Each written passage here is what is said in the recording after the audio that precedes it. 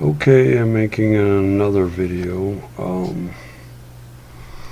Try to make it as close to the made a video about strokes, and for some reason I can't load it up to YouTube.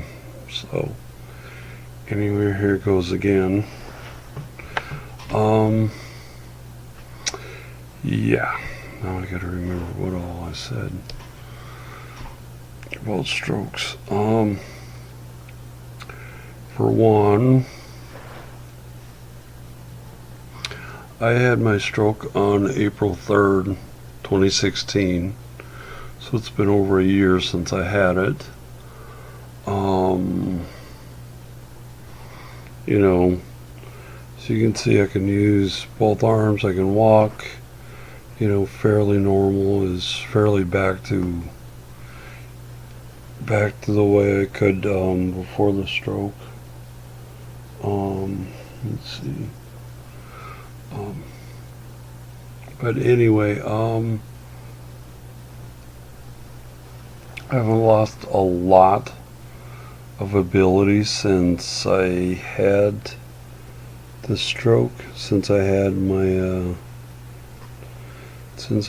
stroke, I can still do most of what I could, almost all of what I could back then.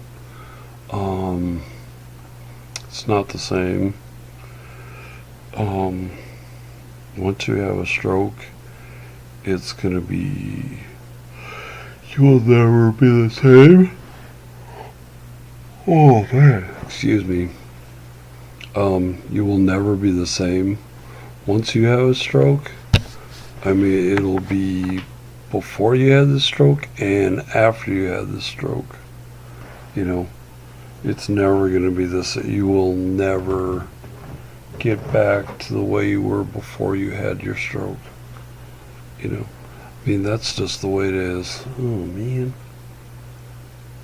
I should take them out so they don't have the reflection. So anyway,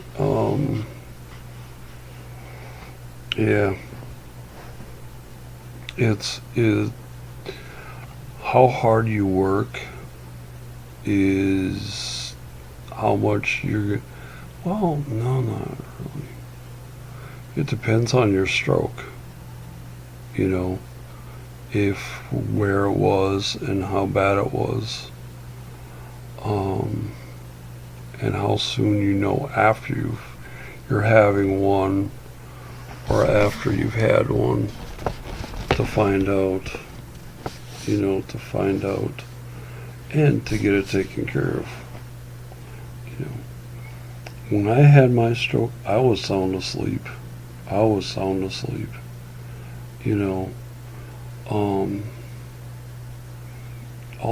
think, well, I don't know. I think almost all the signs of stroke, like half of your face is drooping, you can't use half of your body, different signs of a stroke. I didn't have them because I was sound asleep. I literally was asleep.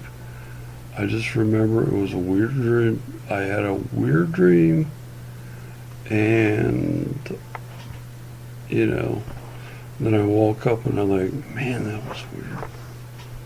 That was one weird dream that I had. And so anyway, I get up and I have to walk beside the wall because I had a hard time walking. I had to be by my wall because I had such a hard time walking. That was really strange. That was like, what's going on here? It was weird. My walking was, my equilibrium, my balance, were way off of where they should be. So anyway, oh man. So anyway, I had a temp job that morning too, that day too. That was Sunday morning. It was early Sunday morning. Got up, couldn't walk. Didn't feel really good. But I desperately needed the money, so it's like, I can't call. I didn't know what number they were anyway to call them to tell them I couldn't make it. But let's see what else. But it was Sunday morning, so what do I do? So I went to work anyway. Went to my temp job anyway, and I worked the whole day. I think they told me it was done a half hour early. They didn't. They were okay with me leaving, so I was like, okay.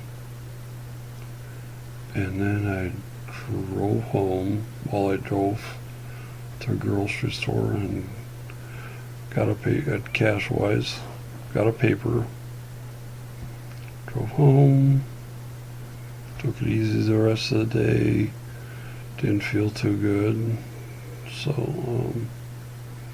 that was Sunday, the day I had my stroke. Then Monday, dropped my time card off, got a paper, drove home, took it easy the rest of the day, wasn't feeling too good.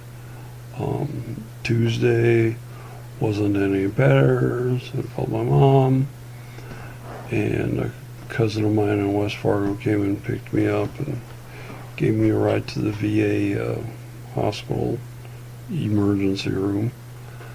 And the doctor there was like, oh, don't worry, you'll be okay. He was thinking it was the flu. It was not the flu. Your equilibrium and balance don't go completely out of whack when you have the flu. So anyway, he sent me home. Okay, that was Tuesday. After the stroke.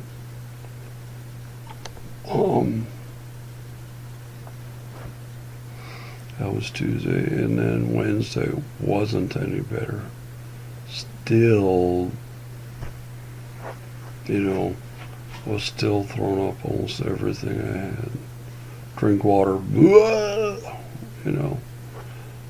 didn't even try to eat a little bit, so anyway. And that's Wednesday when I called my parents. They came and picked me up. We went to the ER at the VA hospital.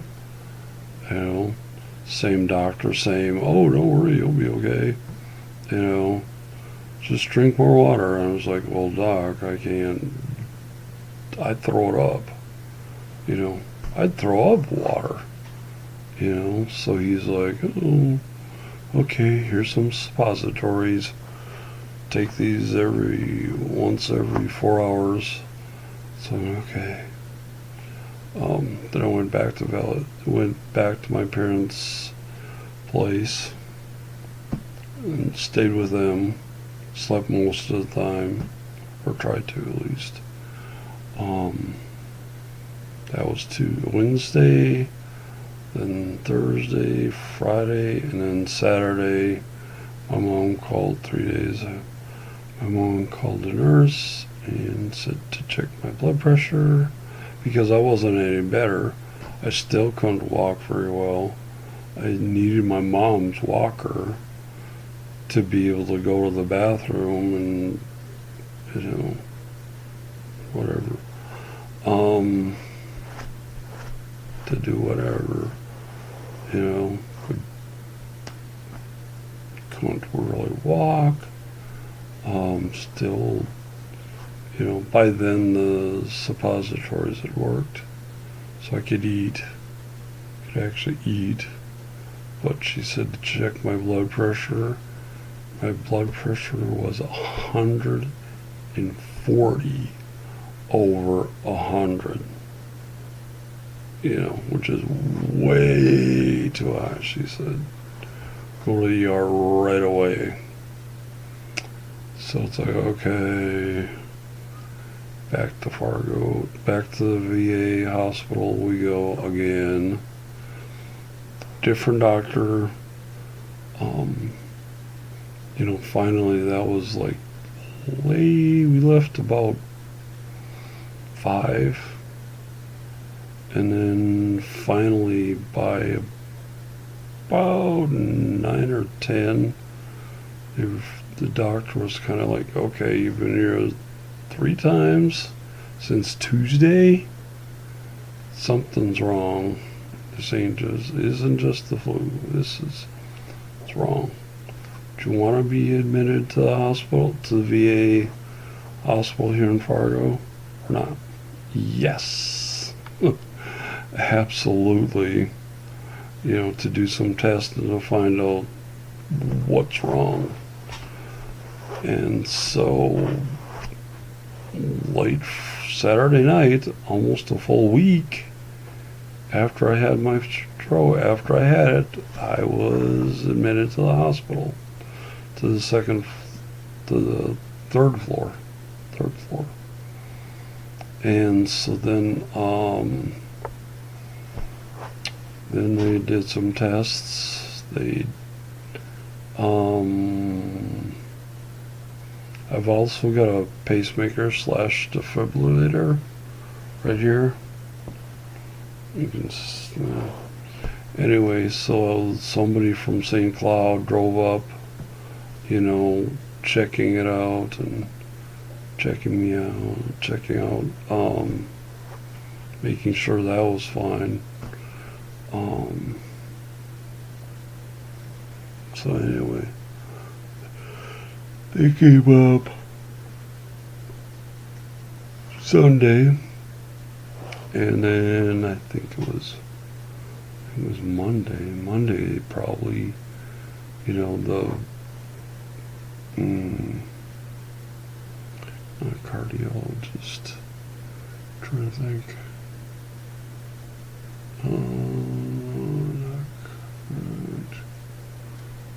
Neurologist. That's it.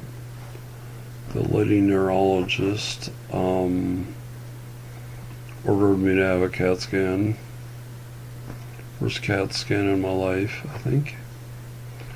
And so anyway, I had a CAT scan, and the first one didn't show anything abnormal,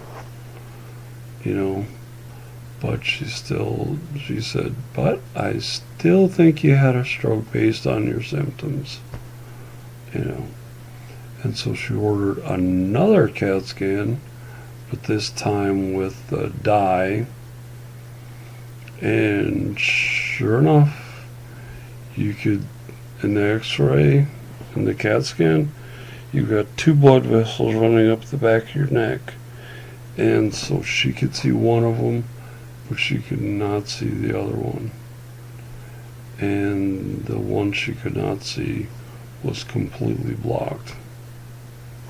Blood vessel was completely blocked, and that's why I had the stroke. That's when they knew for sure that I had a stroke. That was over a week after I had it, So anyway, so anyway.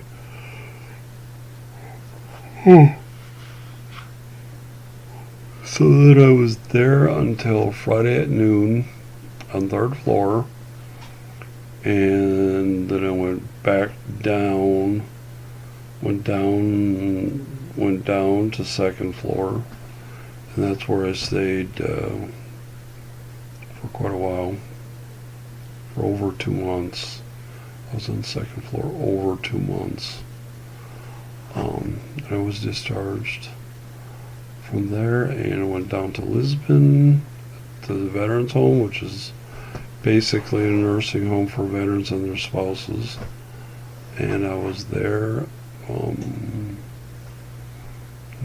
June 20 something to March 2nd. When I moved back here, But but yeah, it just the first week I couldn't do almost anything by myself. I mean, all the meals that in bed, you know, I mean, I couldn't shower by myself. I'd have a nurse with me to help me shower. That was a little weird too, you know, a nurse, you know. But that's where I was right after my stroke. You know, that's where I was. I could not do anything myself.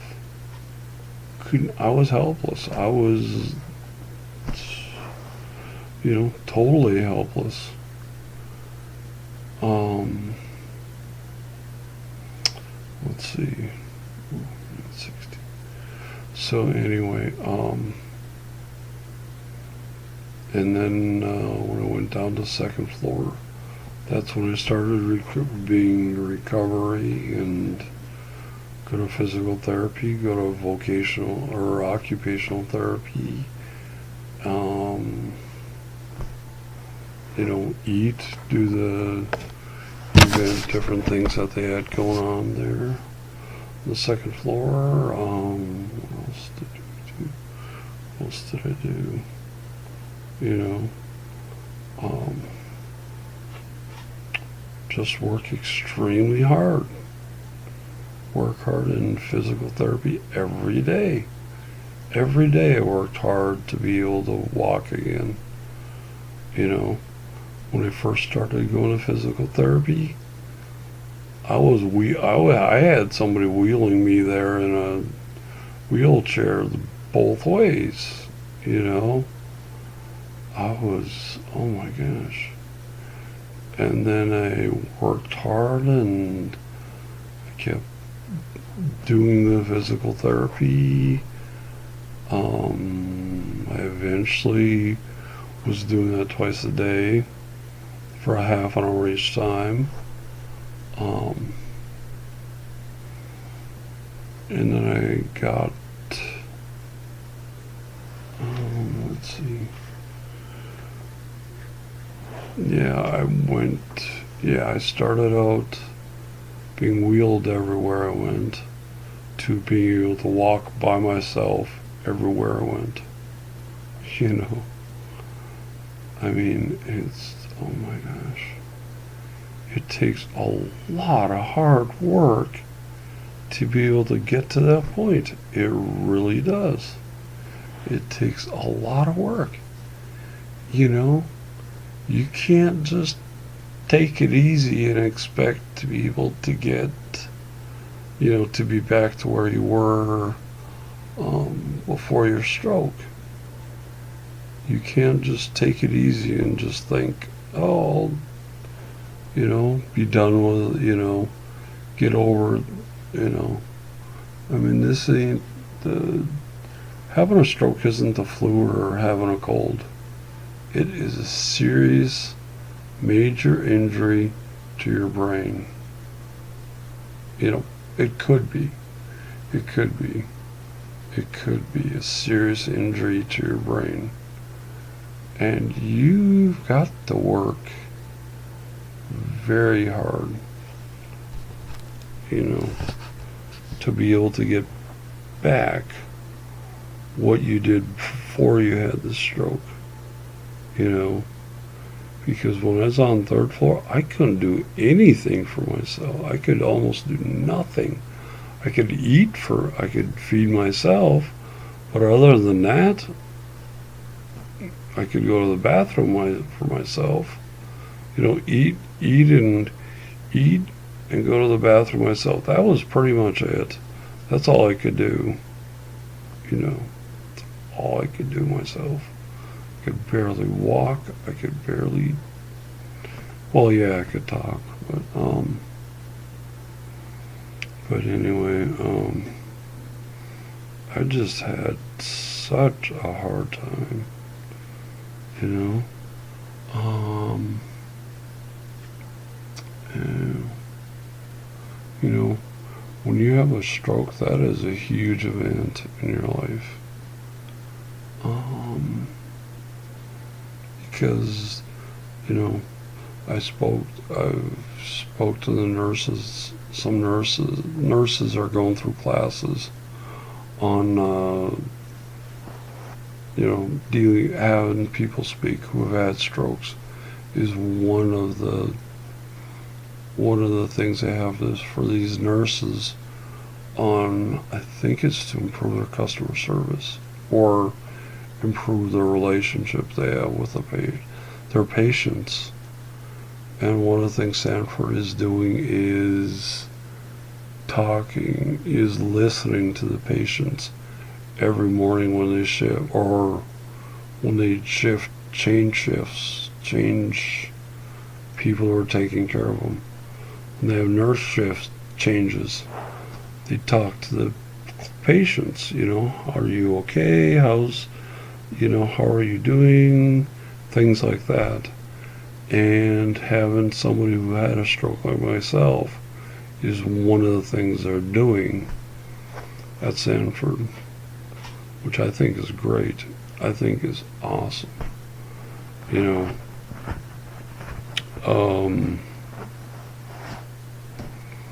But anyway, but yeah, you have a lot of times you have no idea what you're going through until I had my second CAT scan. We didn't know what had happened. I had no idea. I'm going through something. I can't walk. I can, had a hard time walking. Could eventually keep food and water down. But, what's going on? What's happening to me? Why is my body not able to work like it used to? Like it could only a few days ago, a week ago, yeah.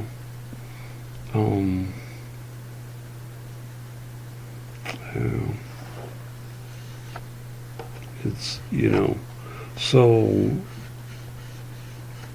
the nurses are dealing and doctors are dealing with people that are a lot of times afraid because they don't know when they first get to the hospital, they're like, something's wrong. I don't know what. But most of the time, they know they're having a stroke. Most of the time they know they're having a stroke. But their families don't understand it. My family doesn't understand how much it affects me having had a stroke. They, yeah.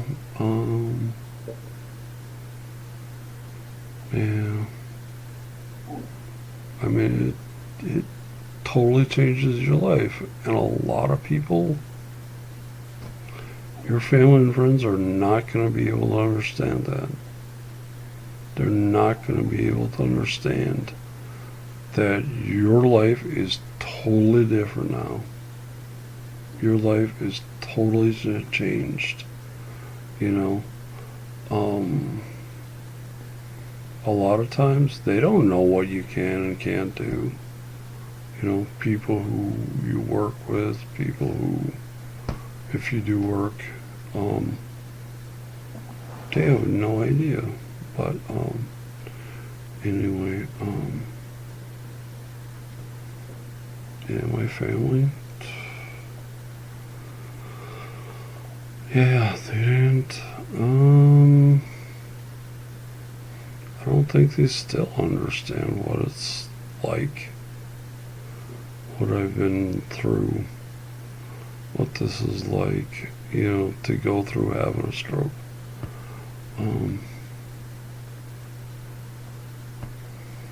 Yeah.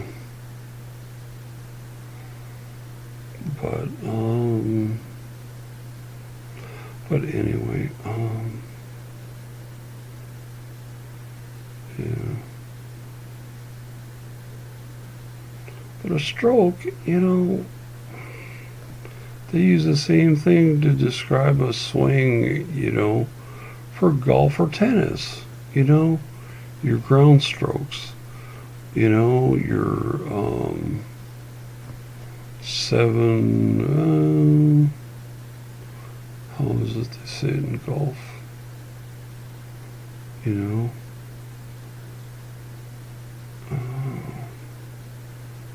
But yeah, it doesn't sound that bad. Having a stroke, sounds almost like something you'd want, But believe me, you do not want a stroke under any circumstances. Under any circumstances, because every stroke is different. I would love to talk to a group of stroke survivors. I'm actually in a group in Sanford of stroke survivors. We meet every Thursday afternoon no, not every Thursday. Every third Thursday at Sanford. That's the only time we meet. But I would love to talk to a group of stroke survivors to say, keep fighting, keep working, keep fighting the battle, and keep working as hard as you can every day. Yeah, because it is not going to be easy, to get back to as close as you were before you had your stroke is not going to be easy. It's not going to be easy. It's not going to be fun. It's going to be a lot of hard work. And, so anyway, yeah. It's going to be a lot of hard work. I had to work really hard to be able to walk again. Oh my gosh. They had physical therapy at the VA hospital in Fargo, here in Fargo, North Dakota. They had a box of tennis balls, and those tennis balls are to put underneath two of the corners for a walker. The wheels are the wheels are in front, and the two posts with the two tennis balls are in the back of the walker. And so anyway, for some reason, I just grabbed one, and it's like, okay, well, and the young girl intern from Bismarck University, who's who went through her internship for physical therapy. She was majored in physical therapy. We were going to go out to the parking lot and walk around the parking lot. That's part of my physical therapy. And so anyway, for some reason, I grabbed the tennis ball and we were just going to throw it back and forth. And so anyway, I threw it to her, then she threw it back, and trying to catch it, I just fell down. I just fell over. And so anyway, I asked her, "You're not going to tell the main physical therapist, are you?" She said, "No." But when you are learning something for the first time after a stroke, that's the only thing you can concentrate on. You can concentrate on that and that only. You can't think about anything else where you're just doing something for the first time or the first few times, until you've done it for a while where you can do it just automatically. do it without thinking. You know, you can't even walking. You know, you have to just think about walking, and that's it. You know, or standing. You know, I mean, I couldn't think about standing and catching the ball at the same time. It was one or the other, and that's why I fell. That's why I just fell over because of that. So anyway, that's point number one or two or whatever. But anyway. Anyway. Oh, I am so tired. Oh man. Oh. That's another thing. If you have a stroke, you will be tired almost all the time. You know, you will be tired so much of the time. It just, that's the way it is. You will want to sleep for all day. You'll get up and you'll start to do some things and you're still, you'll be tired almost instantaneously. You gotta keep working hard. You've gotta keep striving to get better. Because if you're at a certain level that you exercise at this level, but then a few days you take it easy, well, one day you're like, hey, I need to get up there. I need to do what I used to do all the time. You're going to have a hard time doing that. You're going to have a hard time getting back to where you were before because you've done that. Why is it that way? I don't know. That's just the way it is when you have a stroke. That's just the way it is. Yeah.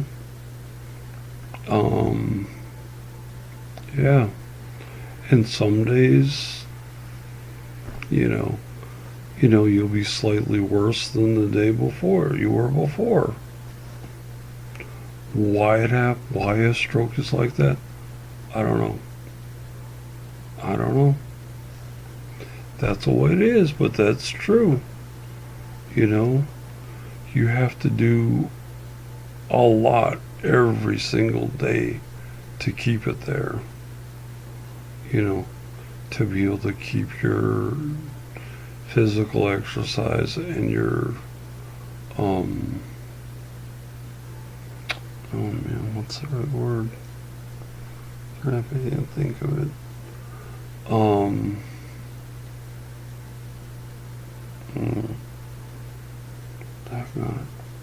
Anyway, yeah. You have to do that. You have to keep your same level of oh crap, I wish I could remember.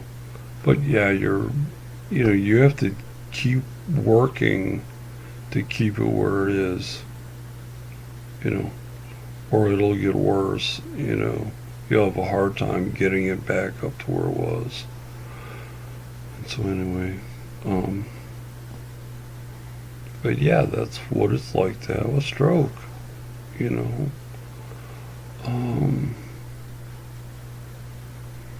until you had a stroke, it's scary because you don't know what's going on, man,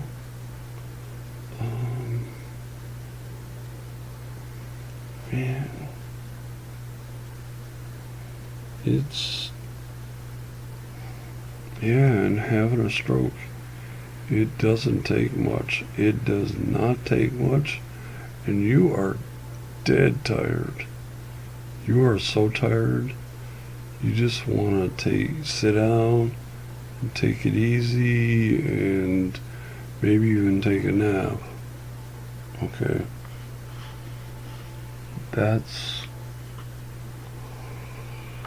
what. Oh man, excuse me for being so tired. But that is what it is like to have a stroke. You will not believe how easy it is to be tired after doing just a little something, not very much. After doing very little, you'll be so tired. There's some other things I want to talk about too when it comes to having a stroke.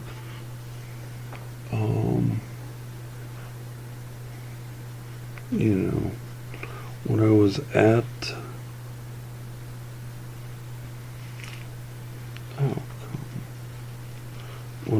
at the VA hospital, I'd have occupational rehab, and they had me working with beads, for crying out loud. And it's like, oh man. I suck at working with beads. My finger dexterity sucks, and I was terrible at it. It would take me forever to get, but I should work on it to do better at that. To improve my finger dexterity. But yeah, the person I worked with, oh my gosh. Nice lady, nice person, cute girl, but they had me doing a lot of things that I wasn't good at to begin with. Do you think I'm going to be better after I have my stroke? No. But yeah, I should work at my finger dexterity so I can get better at it. I don't know. But anyway, she was the one who didn't exactly get along with her, but not quite. But anyway, yeah, she was the one that evaluated whether I should be able to, she was the one that said, I don't think I should drive. She didn't think I should drive. And so anyway, that eventually they, I didn't drive after my stroke. And when I was at the VA hospital, didn't drive then, didn't drive afterwards. And then they were like, okay, you gotta take, be evaluated by Sanford, because the VA doesn't do that. And so I did that in last November 2016, and the person who I was riding with pulled as part of it was behind the wheel, and she pulled the wheel because I was getting over the center line too far to the left. So anyway, I did not pass my first driving test. I wasn't down in Lisbon at the time anyway. But then 6 months later, you're supposed to be able to take the test again. Except I was back here at the time, and it was the people down there that, kind of like, okay, yeah, you should be able to take the test. But then since I'm here, it has to go through the VA, not down in Lisbon. the medical people down there, they were fine with me taking the test, but, so I went, I still haven't, I hadn't driven when I took the first test. I hadn't driven one day prior, one day short of 7 months before I drove. Okay. And if I had had a little practice, evaluating my driving and telling me, okay, you're doing this, or telling me what I was doing wrong, I think I would have done fine. If I'd been able to drive around for 10, 15, 20, 30 minutes. So, and then give me the test. I think I would have passed it. I think I would have been fine. But anyway, I didn't. So, anyway, and then now trying to set up an appointment with Sanford to be able to drive again. It has to go through the VA. So I had to go back to the VA, go back to seeing the occupational therapist, who I didn't get along perfectly.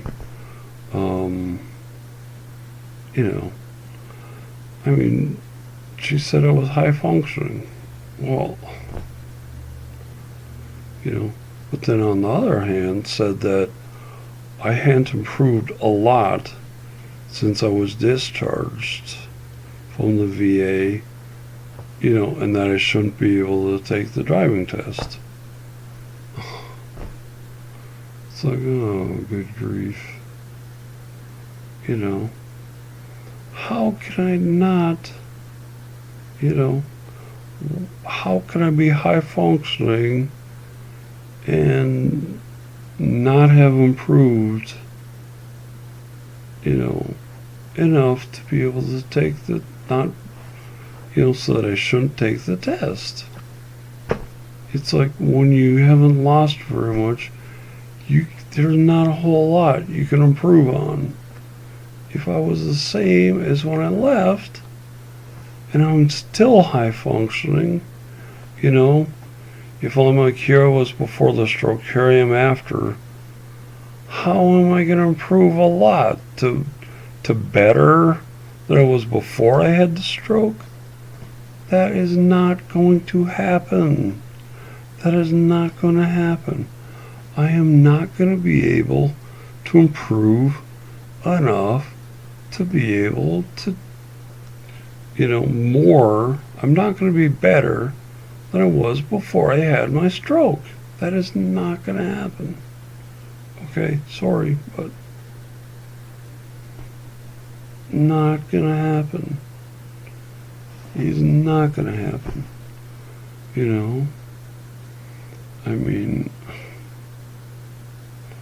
So when I talked to the lady who, schedules the driving test for Sanford,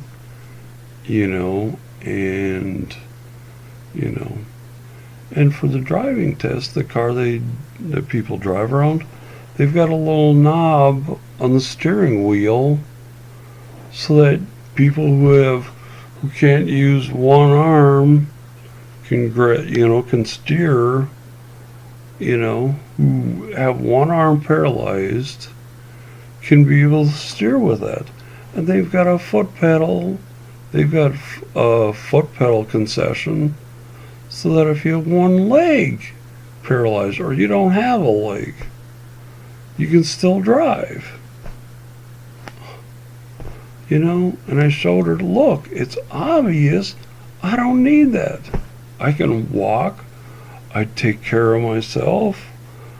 I cook for myself. I stay by myself. No one comes in to help me do anything. Well, except I've got a nurse in Sanford who helps me with my meds. But I could do that myself.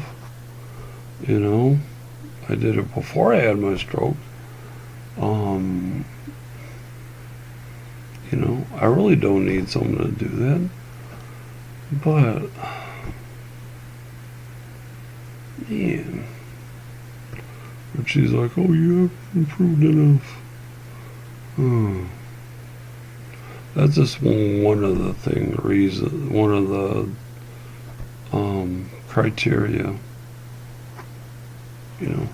So the lady at Sanford was going to call my doctor and see if maybe they can schedule me to be able to take my test again,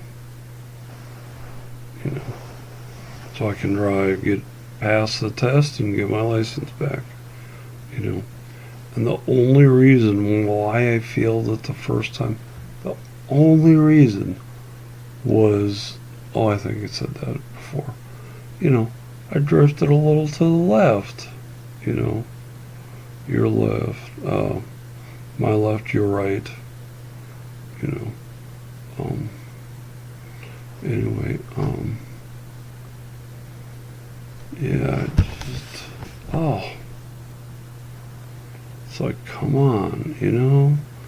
She's even said I was high functioning. If I'm high functioning, why should I not be able to take the test, okay?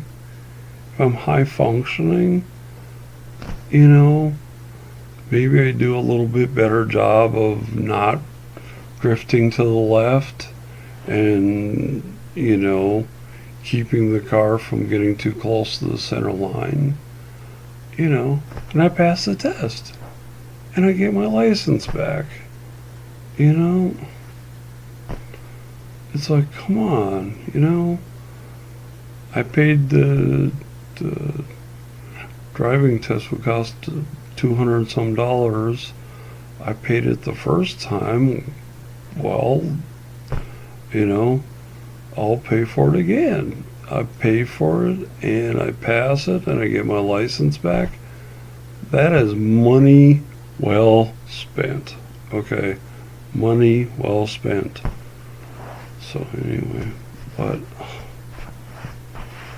it's like, you know, oh my gosh. The VA did not want me to be able to take my test again because I hadn't improved a lot. Oh my gosh.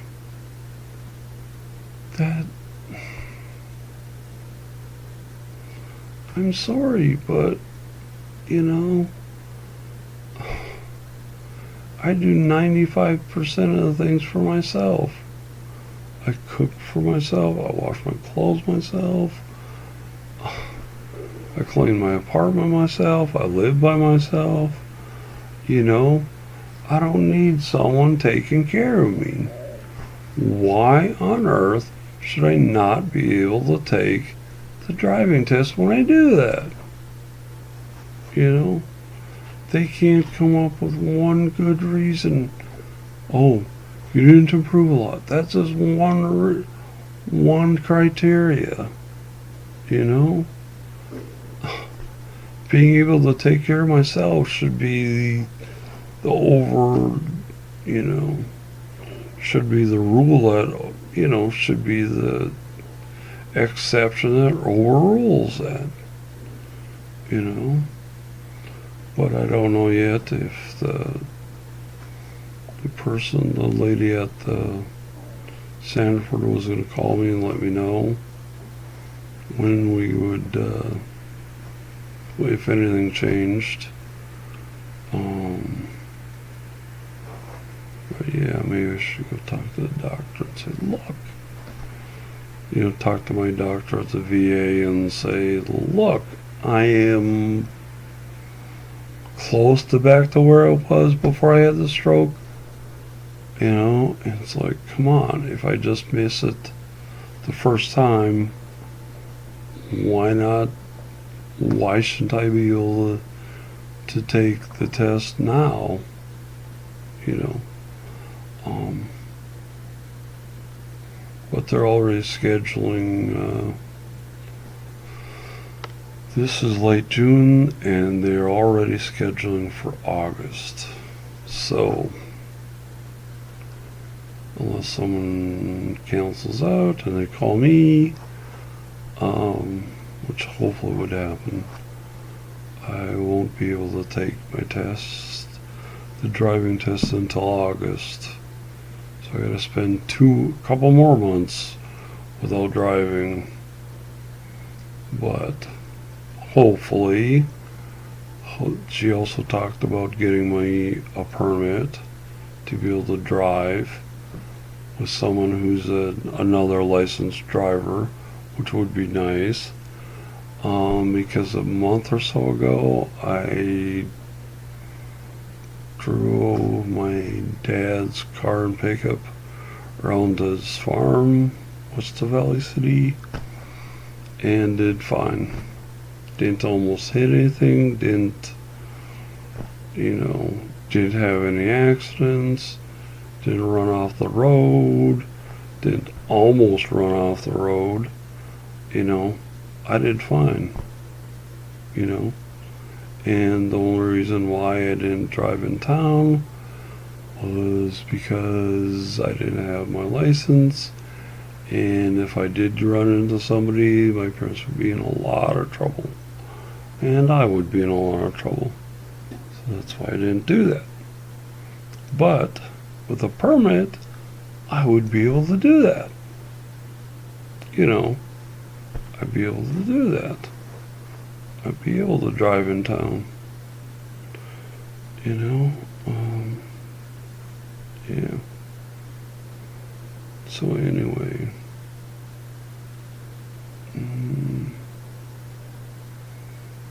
yeah, but oh man, I cannot wait to get my license back, to be able to get my car back, to be able to drive again, to go out and get a part-time job. I can't wait to be able to do that.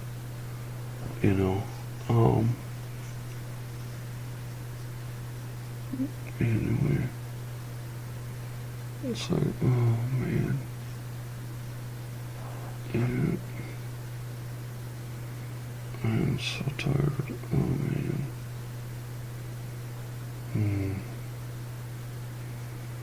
I'm ready to fall asleep here. Ready to click stop and go to bed.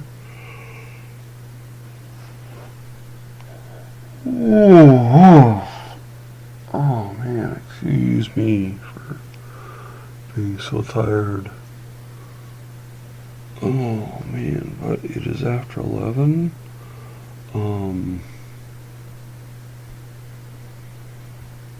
Yeah. Getting back to talking to groups of people who are stroke survivors, I would love to be able to do that. I would love to be able to do that. To say, folks, don't give up the fight. Don't give up the battle. Because when you have a stroke, you are in a battle every day the rest of your life. You are in a fight and you are in a battle every single day the rest of your life, okay? However, your enemy is your own brain and your body. And sometimes it's other people too as well. But your enemy in the battle after you have a stroke is your own brain and your body. Because neither one of them are fighting you. You gotta fight both of them to be able to get back to where you were before you had the stroke. You gotta fight both your brain and your body to be able to get back to where you were before you had the stroke. And it isn't easy. It is not easy. Oh my gosh. It is so hard. Oh my gosh. Your body doesn't, you know, your body doesn't want to work like it used to. Your brain doesn't want to work like it used to. You know, and you can't give up. You can't give up. You know, the greatest I almost wanted to say concession speech. That I knew that wasn't it. But no. The greatest commencement speech at a college ever. Okay. Well, in my opinion, okay. The greatest commencement speech ever, in my opinion, was given by Sir Winston Churchill himself. He gave a speech at a Missouri college or university in the 1950s after he had been, oh, maybe not, maybe it was the second time. He was Prime Minister of England. But anyway, okay, that's beside the point. That's beside the point. But anyway, he gave a commencement speech, and he said, I might be off a few words, but he basically said, never, ever, ever, ever give up. That was his entire commencement speech. Okay? And as a stroke survivor, you know, from one stroke survivor to another, that is what I say to you. Never, ever, ever give up. Keep fighting the battle every day. You know, don't kick back and take it easy and think, well, I'm, you know, where I need to be, I'm back to normal, you know, because if you do, the next day you do that, you'll take a step back and, you know, and it won't be as easy as, you know, it'll be harder. It'll be harder to get back to where you were. So, like I said before, never, ever, ever give up. Keep fighting the fight against your body, against your mind, against people that don't understand, don't believe you, you know, think that you need to be taken care of. You have to fight sometimes your own family, who don't understand, who never had a stroke, don't know what it was like, what it's like, And so, so you've got to, fight even your own family and loved ones. Sometimes you have to fight your spouse and your kids, to keep working at it, to keep striving, to keep trying to get back to where you were before you had the stroke, to keep fighting. Your family and friends might want you to take it easy and, oh, don't work so hard. No, don't listen to them. Don't listen to them. It's like, if all you can do is to be able to sit up in a wheelchair, that's better than where you are now, than where you were before. That's much better than where you were before. Being able to do as much as you can is what you need to work for. is what you need to strive and you need to be able to do. See you later. Good luck.